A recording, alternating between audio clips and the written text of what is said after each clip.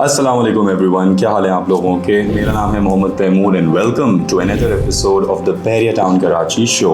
आज की इस एपिसोड में हम एक बहुत बड़ा संगीन जो एक क्वेश्चन होता है बहरिया के हवाले से, वो इंटरनेट का। तो हम उसकी कनेक्टिविटी को डिस्कस करेंगे, कहाँ कहाँ इंटरनेट अवेलेबल है, फाइबर ऑप्टिक कहाँ कहाँ अवेलेबल है, नेटवर्क कवरेज कहाँ अच्छी है कहाँ नहीं है, और किस जगह के ऊपर अभी बिल्कुल ज़ीरो इंटरनेट की अवेलेबिलिटी है। तो इन सब चीज़ों को हम इस वीडियो के अंदर डिस्कस करेंगे। So let's start with the video.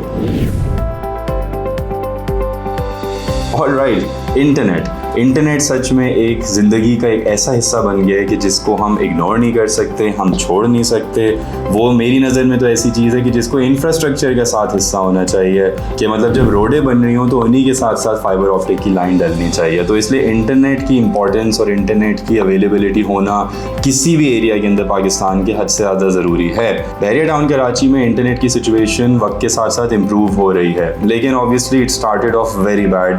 Bahria town Karachi की मैनेजमेंट की कुछ पॉलिसीज़ ऐसी हैं कि जिस वजह से यहाँ पे सिर्फ एक इंटरनेट सर्विस प्रोवाइडर है, तो जिस वजह से काफ़ी स्लो एक मामला बन रहा है। वो ऑब्वियसली इनके एक इंटरनल मामलात हैं कि जिसकी वजह से मल्टीनेट ने कोई एक सोल डिस्ट्रीब्यूशन के राइट्स लिए हुए हैं। तो अगर उन्होंने ये लिए हुए भी हैं तो definitely they should expand it in a much faster way, क्योंकि इंटरनेट के बगैर तो कुछ भी नहीं हो सकता। एक तरफ सेल्यूलर नेटवर्क्स वाले वो भी इतनी ज़्यादा रिस्पॉन्स यहाँ पे नहीं दे रहे हैं, उसके अंदर भी बहरिया की पॉलिसीज़ इन्वॉल्व हैं, और दूसरी तरफ इंटरनेट। तो दैट बीइंग सेड, एक हमें ओवरऑल सिचुएशन पता चल गई कि फाइबर ऑप्टिक की अवेलेबिलिटी है, लिमिटेड एरियाज़ के अंदर है, मल्टीनेट उसको प्रोवाइड करता है। मल्टीनेट इज़ गुड इनफ, मतलब मुझे ऐसा कोई कंप्लेन नहीं है, सिर्फ एक ही कंप्लेन है कि उनको ज़्यादा एरियाज़ के अंदर जाना चाहिए। अच्छा, इसी बात के ऊपर उनका मौक़िफ़ भी मुझे थोड़ा सा सेंसिबल लगता है कि जब पॉपुलेशन बढ़ेगी तो वो वहाँ जाएंगे, लेकिन यहाँ पे मैं मल्टीनेट को ब्लेम नहीं करता, मैं यहाँ पे बहरिया टाउन कराची को ब्लेम करता हूँ, क्योंकि ये उनकी जिम्मेदारी है। वो अगर तारें, इंफ्रास्ट्रक्चर, चीज़ें ये वो सब डाल के दे दें तो ये सोसाइटी और फास्ट ग्रो करेगी,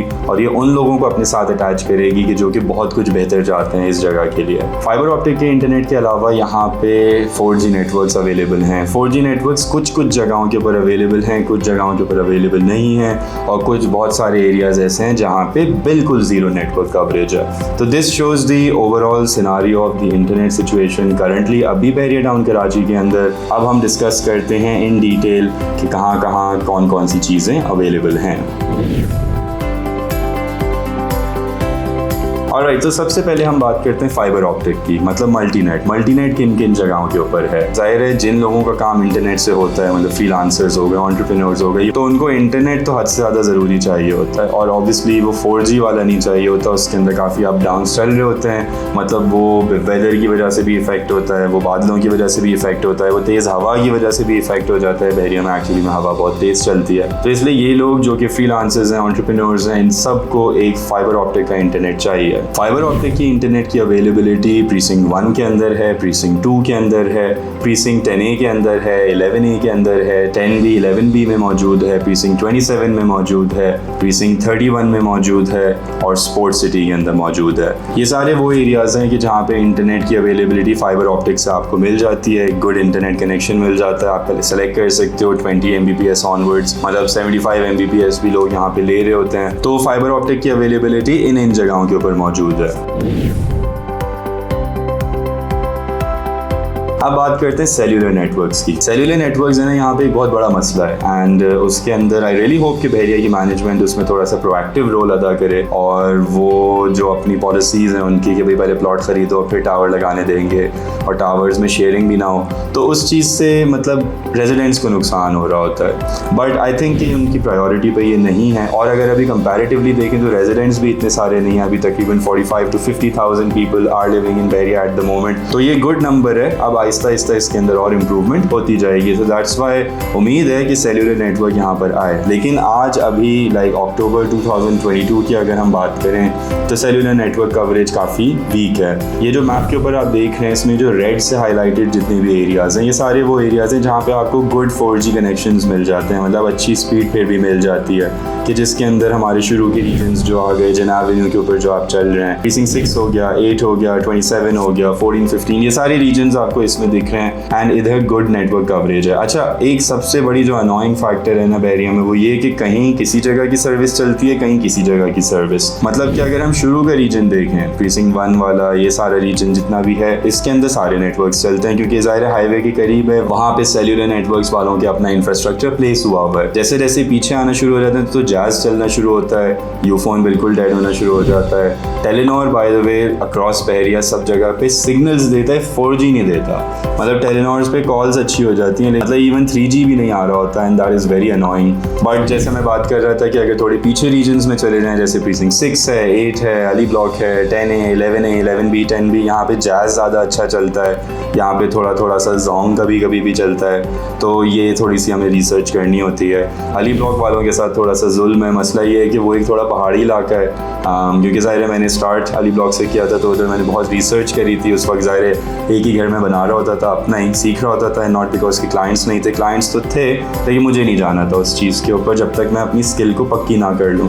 तो वहाँ पे मैं अच्छा खासा टाइम गुजारा, हर गली के अंदर रिसर्च करी, एक्सपेरिमेंट्स किए बहुत सारी चीज़ों में, लेकिन अली ब्लॉक का कोई हल नहीं है।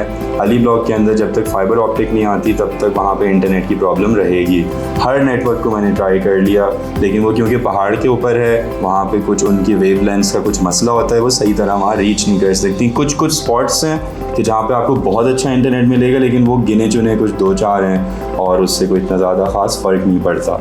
यही सेम फ़िलासफ़ी आप जब बहरिया के अंदर डीप आना शुरू हो जाते हैं, कॉल सिटी में भी आपको जैज़ अच्छा मिलेगा, प्रीसिंक्ट 27, 29, 13 सब में जैज़ अच्छा मिलेगा। और फिर जैसे ही आप स्पोर्ट्स सिटी की तरफ आएंगे तो वहाँ सब गायब हो जाएंगे, सिर्फ यूफोन चलता है। अब यूफोन का इंटरनेट भी अच्छा चलता है, यहाँ पे मेन रोड्स के ऊपर आ रहा होता है, टेलीनॉर से सिर्फ कॉल्स होना शुरू हो जाती हैं, लेकिन क्योंकि स्पोर्ट्स सिटी के अंदर फाइबर ऑप्टिक अवेलेबल है तो हैंस इतना मसला इस चीज़ के अंदर नहीं हो रहा होता। तो अगर मैं सेल्यूलर नेटवर्क की बात करूँ तो आपके पास कुछ नहीं, कम से कम जैज़ की तो सिम होनी चाहिए।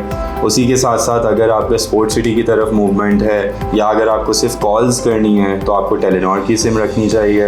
अगर आप स्पोर्ट्स सिटी में रह रहे हो तो आपको यूफोन की सिम रखनी चाहिए।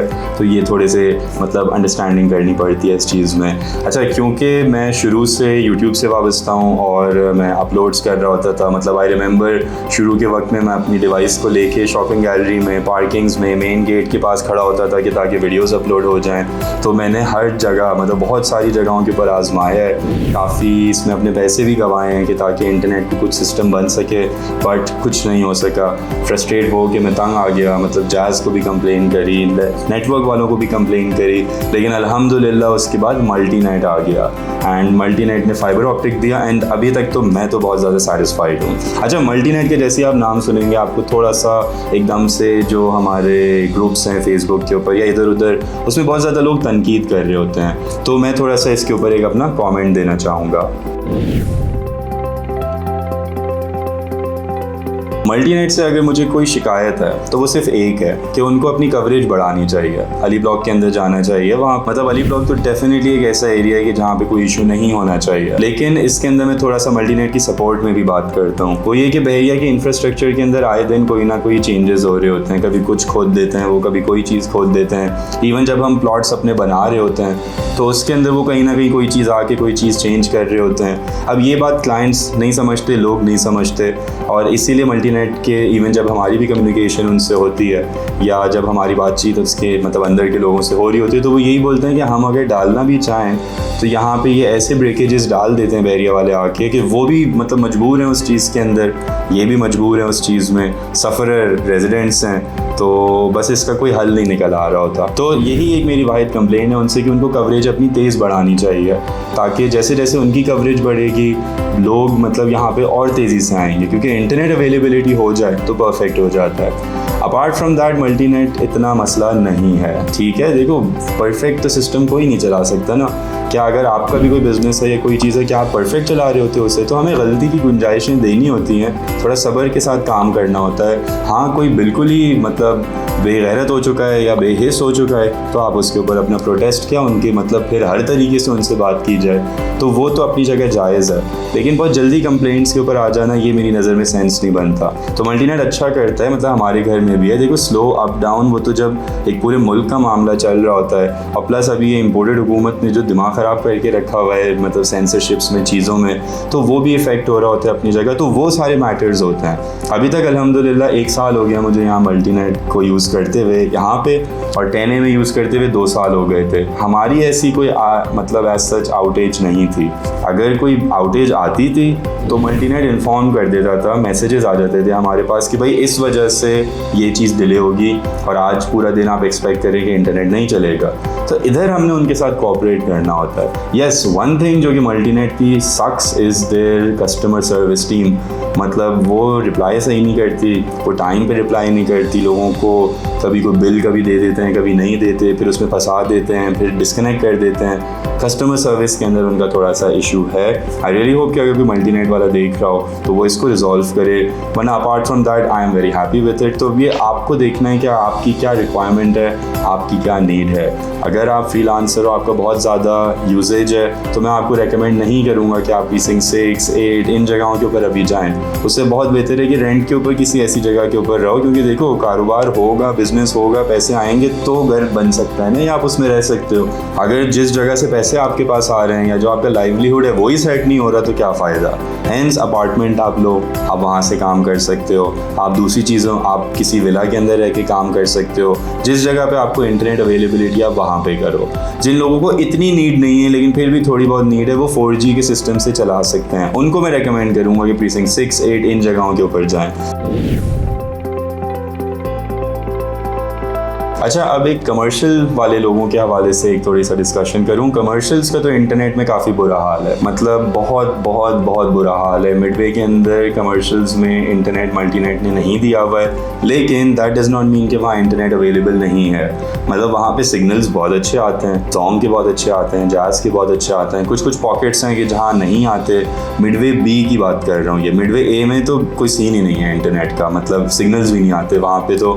एंड मिडवे ए के अंदर मैंने तकरीबन 1 साल गुजारा था वहाँ पे, and the worst time of my life, क्योंकि मैं बिज़नेस भी कर रहा हूँ और मुझे दुख ही हो गया था कि यार इस जगह पे मैंने रेंट भी ले लिया है, ये भी कर लिया और मैं इसमें से निकल नहीं सकता। और फिर पता नहीं कैसे कैसे कुछ काम करके हमने काम किया था। वेरी डिफ़िकल्ट टाइम, वो काफ़ी बुरा वक्त था मेरे लिए, लेकिन अल्हम्दुलिल्लाह वो अल्लाह ने गुजरवा दिया और हम आज आगे आ चुके हैं। जिना एवेन्यू की पट्टी जहाँ पे मेरा ऑफिस अभी है, उस जगह के ऊपर आपको इंटरनेट आराम से मिल जाएगा, मल्टीनेट का मिलता है, कोई इशू नहीं है उस चीज़ में। मिडवे के ऊपर प्राइवेट लेवल के ऊपर लोगों ने इंटरनेट वहाँ पे सप्लाई कर रहे हैं, इन द सेंस कि उन्होंने छतों के ऊपर टावर्स लगाए हुए होते हैं जो कि कोई IP एड्रेस से अपना इंटरनेट ले रहे होते हैं, बट वो इतने रिलायबल नहीं होते। मतलब मैं उन पर रिलाई नहीं कर पाता इतना, और क्योंकि देखो वहाँ पे ज़्यादातर स्टेट एजेंट्स हैं और वो सब हैं, उनको इतनी ज़्यादा इंटरनेट की नीड नहीं होती, उनको फ़ोन चाहिए होता है तो उनके तो काम चल जाते हैं। लेकिन हम जैसे लोग जो हैं, या फिर जिनको इंटरनेट की नीड बहुत ज़्यादा है, क्योंकि मतलब मैं तो सोलली इंटरनेट पे रिलाई कर रहा होता हूँ,